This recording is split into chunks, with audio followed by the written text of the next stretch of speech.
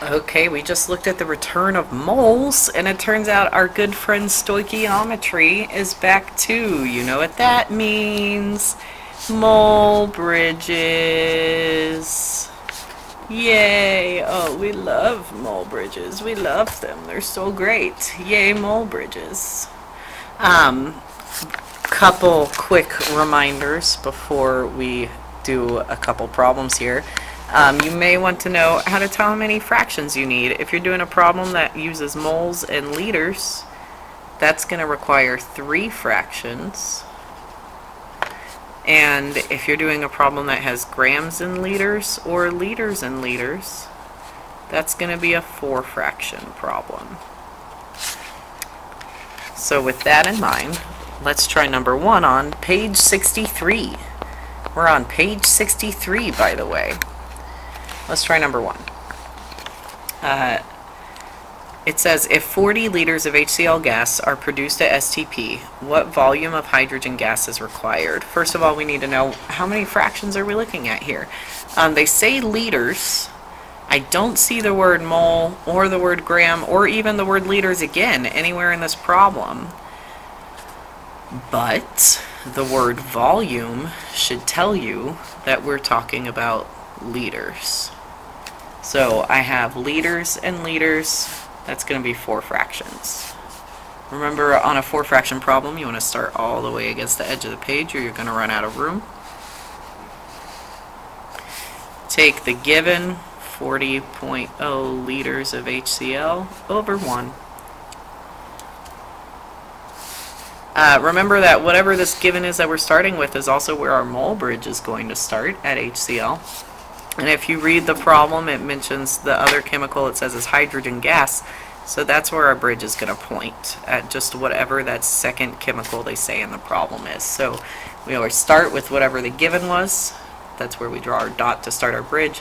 And we point the bridge at whatever the second chemical is. That's hydrogen gas. From here we fill in our fractions. What goes up must come down. So liters of HCl come down. We've now used liters twice. We can't use liters again, and we're going to have to switch to something else. We're not ready to get on the mole bridge yet because the mole bridge uses moles. And right now I don't have moles, I have liters. So why don't I try switching to moles so that hopefully I will be able to use the bridge in a bit. As we just learned on the previous page, when I have moles and liters in the same fraction, we're going to use the molar volume of a gas at STP, which says that 1 mole will be 22.4 liters. Every time you have moles and liters together, you're going to use 1 mole and 22.4 liters. Then what goes up must come down. And when we have moles on the bottom, that's our signal that we're ready to use the bridge. If you think back to Unit 9, we learned when moles are on the bottom, that's our signal, it's time to use the bridge. According to my bridge, I need 2 moles of HCl, and my bridge is pointing at H2. It is a mole bridge, so this is moles of H2. And when there's no number in front, that implies that there's a 1 there. So we're going to use 1 mole of H2. Then what goes up must come down. So I'll put moles of H2 on the bottom. I've now used liters twice, moles of HCl twice, moles of H2 twice. I can't use this again, I need to switch. They asked for liters of H2, liters of hydrogen, so that's what I'm going to put on top of my last fraction. Whatever they ask for should always be on top of your last fraction. And now we have liters and moles together. Remember, that's going to be 1 mole and 22.4 liters. And if you calculate this out, you end up with 20 liters of H2.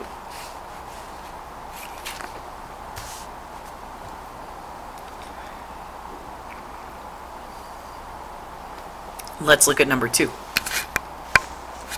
Number 2, hydrogen and oxygen combine to form water. What volume of oxygen is needed to make 20 grams of H2O at STP? I see the word grams here. And volume, again, volume implies liters. So if I have grams and liters, that's a 4 fraction problem.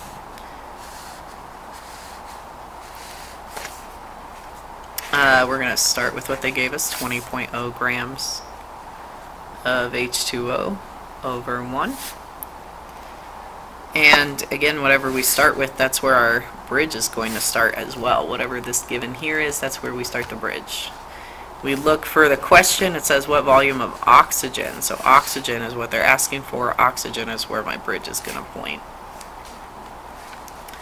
And from here, we fill in our fractions. What goes up must come down. Grams of water on bottom. Remember, grams come from your periodic table. So if I need a number of grams to go here, I need to look at my periodic table. Hydrogen is 1.008. Oxygen is 16. There's 2 hydrogens times 1.008. There's 1 oxygen times 16.00. We add those up, we get 18.016 as our number of grams of water. So I'm going to put that number right here.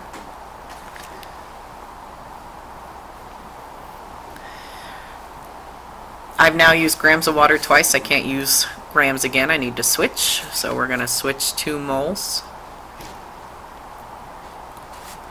And remember, when grams and moles are together in the same fraction, this conversion will always be to 1 mole. Then we do what goes up must come down. So moles of H2O come on the bottom. And again, when you get moles on the bottom, that's your signal. It's time to use your mole bridge. According to my bridge, I have 2 moles of water. And if I follow my bridge, it's pointing at O2. Remember, this is a mole bridge, so it's a number of moles. And again, if there's no number in front, that implies a 1. From there, what goes up must come down. We've used moles of oxygen twice, so we have to switch again.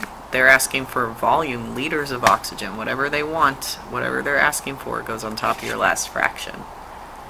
And again, when it's moles and liters together, we're going to use 1 mole, and our number of liters will be 22.4. From here, it's just doing math. 20 times 1 times 1 times 22.4. Remember, you do not need to type times 1 in your calculator. That's not going to change anything. And then divided by 18.016, divided by 2, you should get 12.43 liters of oxygen. There you go.